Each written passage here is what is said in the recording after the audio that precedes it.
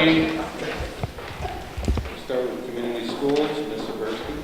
Yes, we gave everyone last week the 5 summaries, and their action summaries from the schools. So we've asked the building principals to come. So if I call your name, which is Jeff Hutchinson from Strong Vincent, and Dana Suppa from McKinley, and Karen Ryan from Piper Burley, and let's see, East is here, and then I know that Kevin Harper was unable to come. He will try to make it if he can. He had an appointment. So, does anybody have any questions for any of them, or would you like to hear their a smidgen of a goal that they're hoping to do this year? Whatever you think's best. All right, Jeff, do you want to start? Just say one goal that you're thinking of. Yeah, the biggest goal we're taking a look at is just below grade level readers. We have a large number of students that are well behind in the reading levels, and so we have to look at what we can do to catch them up. So that's just one academic goal. We've tried to look at it. Hopefully we'll do that with after-school programming or interventions during the school day. And can you just share who your partners are? Yeah, our lead partner is Gannon University, and then our community partner is our lead partner is Gannon, and our community partner is Hannah. And they've been, they're big waves, and they come with a lot of weight, so they really help us out. Thank you, Dana.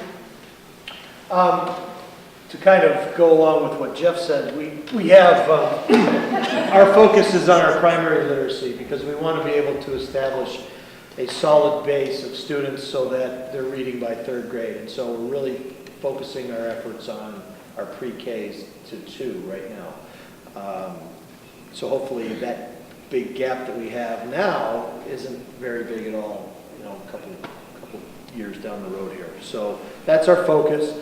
We recently got back from Allentown. We did a visit, which it was nice. I saw a school called Fountain Hill Elementary School, which was in Bethlehem. Their demographics were almost exactly like McKinley's, and so it was odd because as you were walking down the hall, it could have been our kids. It was a pretty neat place, and it was nice to have that opportunity to see the finished products. So there's kind of like something we shoot for as we're designing the community school and sort of, trudging through this whole process. So that was very beneficial for us. And your partners? Oh, Lord and Edinburgh/United Way. Yes, I'm up next. Our partners are Erie Insurance, and Erie Insurance has been with Piper Burley for over 30 years. So we're pretty lucky in that we just keep continuing to build the work that they started a long time ago. Our lead partner is Family Services, and so we have a lot of things that we've been working on. I think one of the things that, I guess, in addition to the reading, that we're working hard on is providing for our students that have gone through trauma, that have mental or behavioral health needs, really looking to strengthen pre-existing programs that we have. So we have trauma-informed counseling through Family Services at our school. We have Safe Harbor that does school-based counseling, and we're really working with Family Services now to expand our programming, and it's kind of in the planning stages, so we're crafting some different emails and spaces, and really are looking to take that to county government to get some approvals, and then to the board to get your approval, and hopefully expand those kinds of services for our kids and families within the school. Thank you. Any questions by the board? Do you want to say? I do, sorry. How are we assessing for dyslexia or auditory processing disorders that we might be seeing for the earlier kids? Like, especially if we have the trauma-informed stuff coming in, we know there's such a high link between the trauma and dyslexia or the auditory processing. How are we catching that early on? So we're using something that's called the Barton system. Okay. And it's based on the work in Gillingham. We're working with the idea of environmental dyslexia.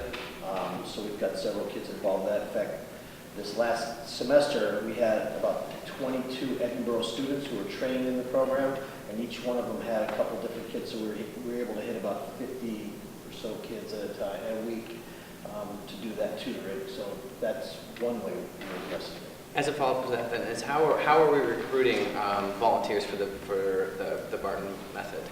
Well, we're using Edinburgh because they're just a natural fit with all of the students that need field experiences and things like that. And so there was actually a course that was based around reading and the Barton method in North Gillingham. And so Edinburgh did a lot of that recruiting for us. So everybody had their clearances, and it was just, you know, giving them an opportunity to work on some of the things that they've learned. So.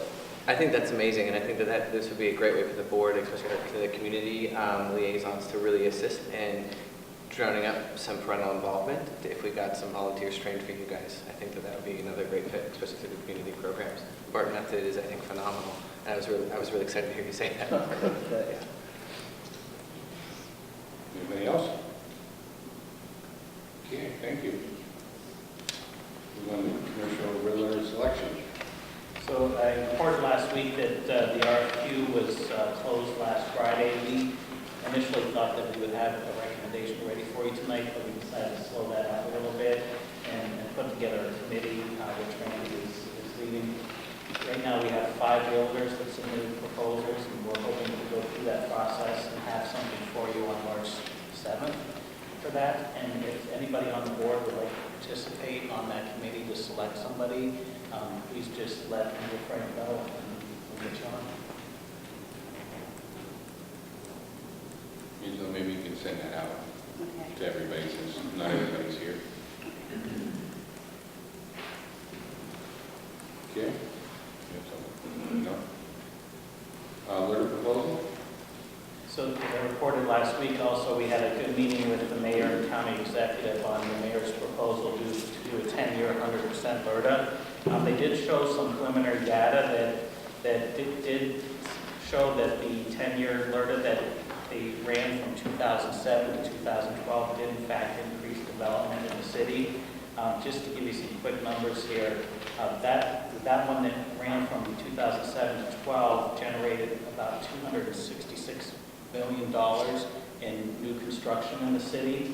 When that expired in 2012, from that point to present, we have a total of $61.5 million in construction in the city. So it's 4 times the amount during that period. However, we do have some concerns about the 100% 10-year because we're just coming out of our financial issues, and we would be carrying the burden of this economic development initiative. So we've requested some additional information from the county assessment office, and I'm hoping to bring you a more comprehensive look at that and how it will impact our budget over the next 10 years in March. Mr. President? And this would be, what they're talking about at this point is certain sections of the city that need development, or are they talking citywide? Citywide. So the Bayfront and stuff is included? And so, I mean, I don't believe that that should be. I mean, it should be targeted areas where they want to try to bring development in. And so, I mean, I don't know whether our say-so is going to have any impact on what they're trying to do, but I would like to get that message across also. We hold all the cards. Well, then I would say that, and I don't think anybody would disagree with us when it comes to the Bayfront, because we're already, you know, taking a little beating when it comes to a place that will be developed sooner or later. I mean, because it is you know, what's the I had a guy at the supermarket come up to me, what's the reason to have prime real estate if you're not gonna, you know, you're gonna give it away? I mean, there's some truth to that, and it's not fair. I mean, the whole thing of it is the only thing about any of this is it sounds like, you know, like because it's had results in the past and such.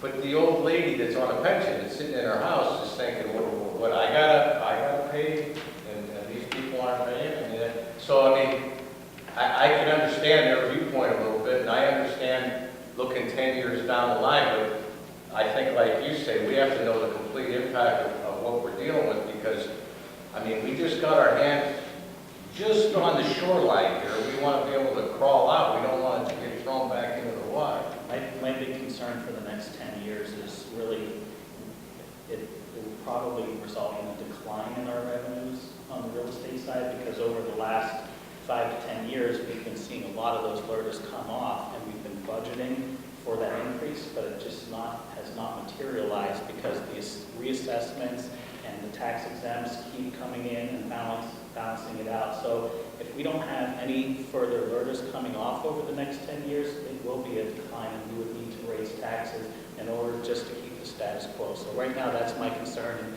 really, I'd like to quantify that and study it a little bit before I make a recommendation. It was good to go, be brought to the table though, and have a discussion with all of the surrounding bodies, so. Well, I mean, they have to have the same concerns to some degree. I mean, I would think that everybody on county council or on city council would think, you know, it isn't good for, it's okay to develop things, but if they're not gonna come for 10, you know, if they're gonna come and then right at 10 years, they leave. That's the other side of it. Like you're saying, they come off of LRTA, and then they're gone, and then we don't regain the development is only because they're coming in for the free grab kind of thing, and They did listen to our concerns, so. Yes. You know, it's a discussion that's ongoing, so. Yes. I guess I'd also like to say that right now, from my vantage point, having lived in the city all my life and having seen how LRTA did affect us in a very positive way, that it would be, once we look at your numbers, a potential benefit to us with the exclusion of Bayfront. And especially since we believe that Nick Scott is still, I don't know if he still is going through his plans to build a hotel down there within the next year or two. It's just always a wait and see. And then with the bids that didn't come in for the GAF site, hopefully they will. And then also with Erie Insurance developing that downtown partnership, I would be hopeful that we're going to see some development within the city that would be sustained and that we would benefit further down the road. But the Bayfront, I just don't see that sense in that. It's good realization.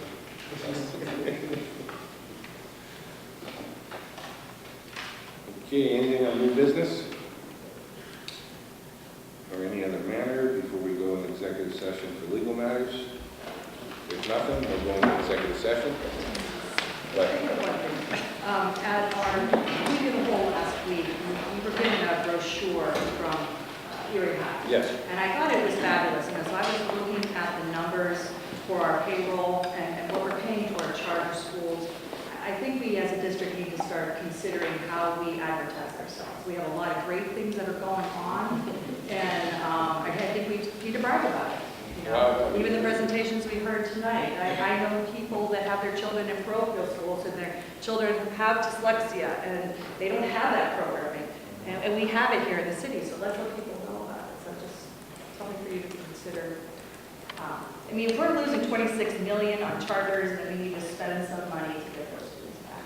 yeah, well, unfortunately, they get to spend about $2 million just on advertising. Yeah, they do. I'm sick of seeing PA cyber commercials on TV. Yes, Pete? I was just going to say, we are absolutely on that right now. One of the things we're having is our middle schools are going to have an open house, and it's going to be on May 15th, and it's from 6 to 7:30, and we're hoping our 5th grade families go and see all the wonderful things that will be available to them when they hit our middle schools. And then our high school as well, our high schools are talking about doing something similar so that we can begin that really showcasing some of the wonderful things happening in our schools. the difficult balance that, you know, has always been that from my standpoint, because I was a little bit in the public relations of the school district. The balance is that you try to get everything out with what you have. You have the website, you have the educational access channel that's kind of hidden now. That is, you know, it's not as active where people are watching it as much, but our website and things like that are the best way, because if we start spending too much money, if we start spending money on it, no doubt are they going to criticize. I mean, that's where the balance is, and it's hard, because if you start spending money on actual advertising dollars on commercial stations and such, then you're going to receive the criticism that, oh yeah, so you got the 14 million, and now you're gonna spend it on, you're wasting the money because the kids don't have books, or what, you know, I mean, they'll make those comparisons. And anything, and that's gonna be our challenge throughout this whole deal, is every time we spend any money for anything, at this point, the public is there's gonna be a sector of the public that is going to criticize, well, what about, why aren't you spending it on this? Why are you spending it on this instead of that? So these decisions have to be made, you know, very, very carefully. And I'm just fed up listening to charter schools and seeing that they have advertising budgets and that they do, you know, they compete. But we also have a captive audience somehow, sometimes, to be able to, school functions and such, to try to do that. And our board meetings and whatever, you know, the different ways for us to try to get it out there. That's where the creativity comes, where you're trying to find different avenues to get that word out. For a long time now, since we haven't been able to do that as much because we were so consumed with our financial aspect that we have hurt our reputation. There's no doubt about it, and we do have to bring it back. But we have to bring it back in a way that is, you know, not just adding a place for more criticism. So that's my feelings on it. Yes. We're going to get you out of retirement, Robbie. We're going to get you back. I don't think that's that.